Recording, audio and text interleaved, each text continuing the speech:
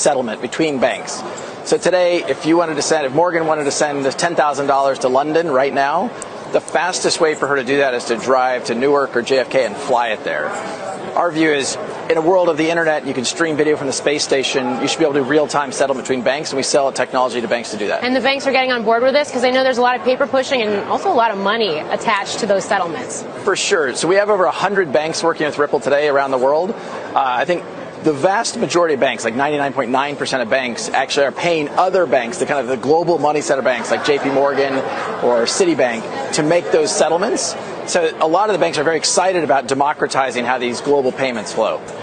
There's a belief that, you could transform the global payment system over time, although then the alternative argument is you need a centralized. You can't have it decentralized, that it actually benefits from efficiencies. I would assume you come down in the latter. Yeah, for sure. I think anytime you can do something without that central counterparty, you're going to reduce friction, which is measured by time, cost, speed. So by removing that central counterparty and going direct from point to point, you can skip going from the Bank of David to the Bank of Morgan to the Bank of Mike. You just go directly to the Bank of Mike.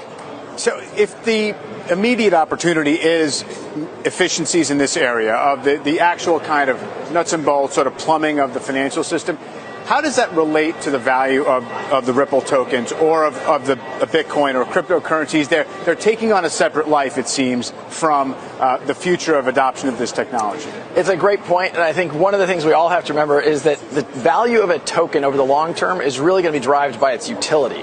What problem is it solving? How big is that problem? How many customers do you have? There's no question there's a lot of hype in this system, and I don't actually think that's a good thing. For Ripple, we use this digital asset called Xrp to settle liquidity needs between banks. So today there's $27 trillion parked at different banks around the world so they can make payments between each other. Our view is you can use a digital asset like Xrp to do that in real time. Because Xrp has been so efficient, it settles a transaction about 3 seconds compared to Bitcoin. So it just passes through that currency for that period of time. That's correct. Yeah. Hey there, thanks for checking out CNBC on YouTube. Be sure to subscribe to stay up to date on all of the day's biggest stories. You can also click on any of the videos around me to watch the latest from CNBC. Thanks for watching.